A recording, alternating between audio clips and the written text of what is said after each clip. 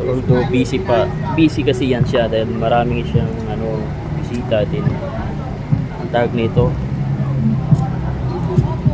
yung bagong dating ng sasakyan, siguro galing pa na malingki to. Ayan. Or mayroon siya lang lakad. Ayan. So, inuutusan nata niya. Ayan.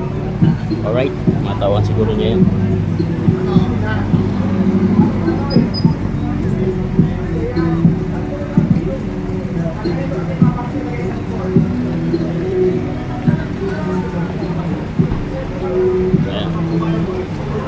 Siya yung naka-block. Okay.